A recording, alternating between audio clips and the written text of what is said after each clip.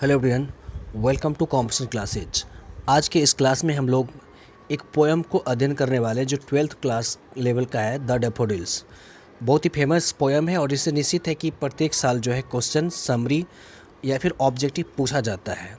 तो आइए the daffodils को पढ़ते हैं। इससे पहले कि द डैफोडिल्स के बारे में इन डिटेल करें, आपको बता दें कि द डैफोडिल्स जो पोएम है इसको जिसने लिखा है उसके बारे में जानते हैं कि ये द डैफोडिल्स को किसने लिखा है और ये क्यों फेमस है। द डैफोडिल्स को जिसने लिखा है उस पोएट का नाम है, कवि का नाम है विलियम वर्ड्सवर्थ। यहाँ पे देखिए विलियम वर्ड्सवर्थ।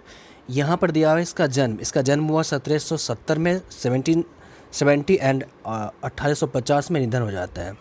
इनके बारे में कहा जाता है कि इनका जहाँ जन्म हुआ था, beautiful lakes and mountains of the Lake District in north west England में इनका जन्म हुआ। और जहाँ पर जो जगह था बहुत ही सुंदर पहाड़ी क्षेत्र था, झील भरा क्षेत्र था, बहुत ही अच्छा प्राकृतिक दृश्य था, उस क्षेत्र में इनका जन्म हुआ। और इसलिए इनका शुरू से ही लगाव रहा है प्रकृति से जुड़े दृश्यों में, जो कि इस पोएम में इन्होंने बताया है, जिसके बारे में आगे हम लोग पढ़ेंगे। उसके बाद यहाँ पे लिखा हुआ है कि most of his life after his marriage in 1802 was spent in this area. ज़्यादातर इनका जीवन जो व्यतीत हुआ है इनके मैरिज, विवाह के बाद, जो कि 1802 में हुआ था। इसके बाद इन्होंने इस जो लेक डिस्ट्रिक्ट है नॉर्थ वेस्ट इंग्लैंड में, जो कि बहुत ही प्राकृतिक और बहुत ही सुंदर मनोरम दृश्य है, यहाँ पर इन्होंने अपना समय बिताया है। फिर आगे ये लिखा हुआ है कि he wrote the English countryside and English nature with beauty and power, later on became very famous as a great poet of nature. इसके बारे में कहा जाता है कि इन्होंने ज्यों ही वहाँ पर अपना जीवन व्यतीत किया उस बहुत ही सुंदर मनोरम जगह लेक डिस्ट्रिक्ट इंग्लैंड में, तो इन्होंने इसके बाद इंग्लिश कंट्री साइड यानी जो देहाती क्षेत्र है, देश में जो देहाती गांव वाला क्षेत्र है, वहाँ के बारे में इन्होंने वर्णन किया। इसके अलावा इंग्लिश नेचर विथ ब्यूटी, और इंग्लैंड में प्राकृतिक दृश्य का सुंदरता के साथ, और उसके बाद बहुत ही फेमस और महान जाने जाते हैं पोएट ऑफ नेचर, प्रकृति के कवि के रूप में जाने जाते हैं। तो आइए विलियम वर्ड्सवर्थ की जो पहली पोएम है क्लास 12th में, द डैफोडिल्स, उसके बारे में इन डिटेल यहाँ पर अध्ययन करें।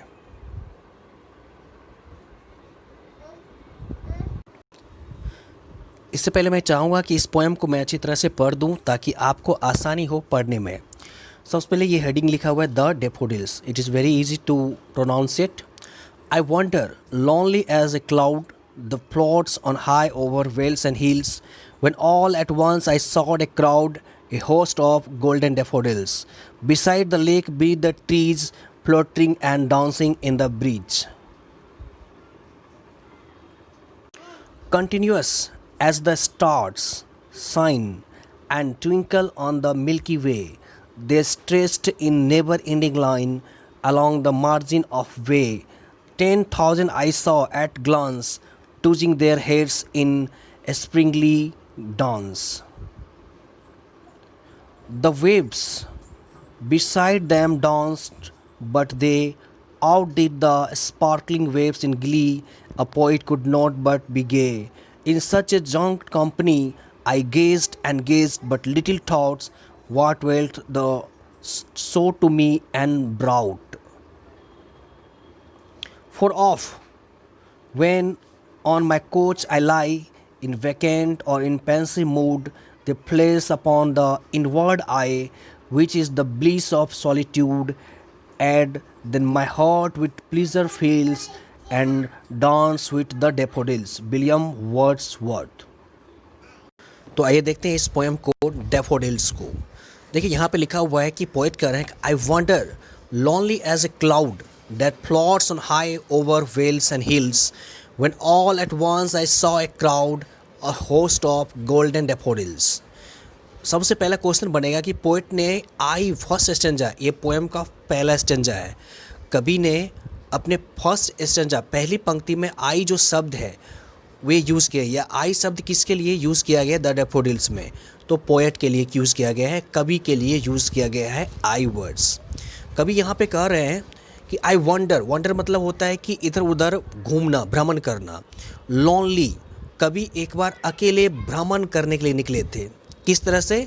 तो एज ए क्लाउड। और किस तरह का क्लाउड? क्लाउड कहने का मतलब बादल। किस तरह का? That floats on high over vales and hills. और वह बादल जो ऊपर ऊंचे तैरता है, पहाड़ियों घाटियों में जो तैरता हुआ बादल नज़र आता है, जिसको देख करके बहुत अच्छा लगता है, उसी तरह से उस बादल के रूप में कभी घूम रहे हैं। और अचानक when at once I saw a crowd, और एक बार वो अचानक एक झुंड देखते हैं, एक भीड़ को देखते हैं। अ होस्ट ऑफ, वो कौन सी भीड़ है? तो वो है ए होस्ट ऑफ गोल्डन डेफोडिल्स, सुनहरे फूलों का झुंड है। और उसे देख करके कभी बहुत ही मोहित हो जाते हैं, बहुत ही प्रसन्नचित हो जाते हैं। डेफोडिल्स क्या है? What is daffodils? Daffodils a types of yellow clover flowers, yellow colour के फूल है डेफोडिल्स। और उसको देख करके कभी काफ़ी मोहित हो जाते हैं। और इतना सुंदर दृश्य है, नेचुरल सीन है, जिसको देखकर कवि को बहुत ही अच्छा प्रसन्न हो रहा है, उसको यहाँ पर कवि वर्णन कर रहे हैं। और वो डेफोडिल्स कहाँ है? तो नीचे लिखा हुआ है बिसाइड द लेक, उस लेक अर्थात उस झील के बगल में, बीनीथ द ट्रीज, उस पेड़ के नीचे, पेड़ों के नीचे, fluttering and dancing in the bridge. और वह किस रूप में है? तो फ्लटरिंग, हिलते डुलते। और ऐसा हो रहा है कि जैसे मान लो कि वह डांस कर रहा हो in the bridge. In the bridge, bridge करने का सेंस यहाँ पर है कि काफ़ी अच्छा वहाँ पर माहौल है, वातावरण है, ठंडी हवाएं चल रही है, और उस हवा में जो डेफोडिल्स है फ्लटरिंग ऑन डांसिंग कर रहे हैं। इस तरह से इस फर्स्ट स्टेंजा में कवि ने वर्णन किया है। आइए देखते हैं सेकेंड स्टेंजा में। सेकेंड स्टेंजा में यहाँ पर लिखा हुआ है continuous at the stars that shine and twinkle on the milky वे।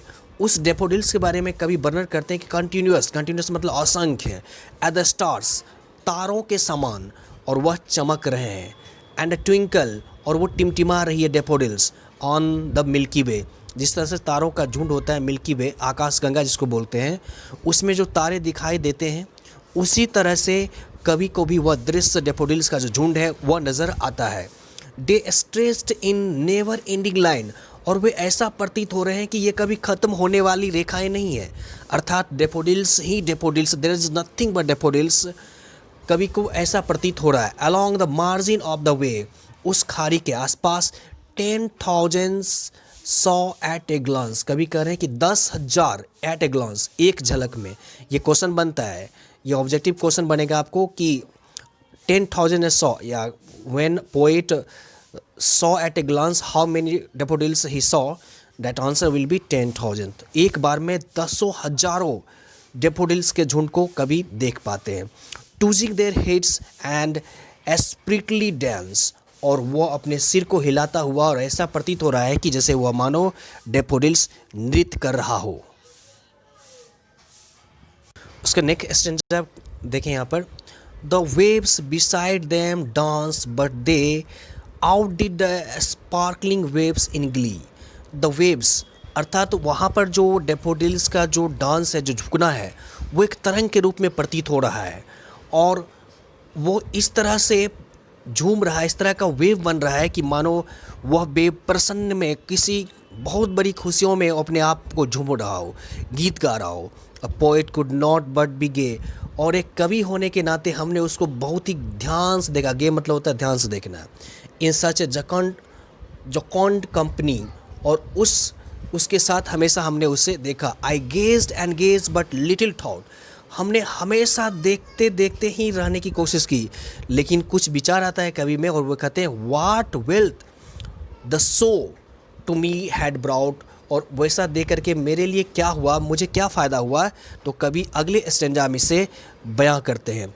आगे कह रहे हैं कि हमने जो उस सीन को देखा, तो उसके बाद कवि कह रहे हैं कि for oft when on my couch I lie, जब कभी भी इनका मूड ऑफ रहता है, अर्थात प्रसन्नचित कभी जब भी नहीं रहते हैं, और जब उस ख्याल में कभी अपने बेड पर पड़े रहते हैं, coach on I lie in vacant और पेंसिव मूड, और कई बार खाली समय है, सोच में पड़े हैं, तो उस समय कह रहे हैं दे प्लेस अपॉन द इनवर्ड आई, तो वही सीन, वही दृश्य कवि को नज़र आता है। कौन सा?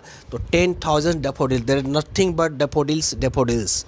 जो प्राकृतिक नेचुरल सीन है डेफोडिल्स का, वही उनको नज़र आता है, और वही देख करके कवि आगे बताते हैं which is the bliss of solitude, और उन्हें ऐसा लगता है कि सारे दुख को उन्होंने उस सीन के द्वारा उस चीज़ को भुला दिया। At then my heart with pleasure, और उसके बाद इनका जो हार्ट है खुशियों से भर जाता है, दिल जो है खुशियों से भर जाता है। And dance with the daffodils, और कभी भी उसी तरह से अपने आप को झूमने के लिए मजबूर हो जाते हैं, अर्थात खुशियों से भर जाते हैं। ये हैं विलियम वर्ड्सवर्थ। इस तरह से विलियम वर्ड्सवर्थ ने यहाँ पर इस कविता में डैफोडिल्स के माध्यम से प्राकृतिक दृश्य का वर्णन किया है, और कवि ने बताया है कि किस तरह से डैफोडिल्स उनके लिए बहुत ही प्रिय रहा है। और जब कभी भी उन्हें दुख होता है या कभी किसी सोच में पड़े रहते हैं, खाली समय में पड़े रहते हैं, उस डैफोडिल्स के दृश्य को याद करते हैं और अपने आप को प्रसन्नचित्त कर पाते हैं। इस तरह से इस कविता में डैफोडिल्स पोएम में विलियम वर्ड्स के द्वारा बातें कही गई है। इसका समरी भी आपको मिल जाएगा, और जो इम्पोर्टेंट क्वेश्चन आंसर वगैरह होगा और जो वर्ड मीनिंग होगा वो भी आपको नेक्स्ट क्लास में अवेलेबल करा देंगे। ओके,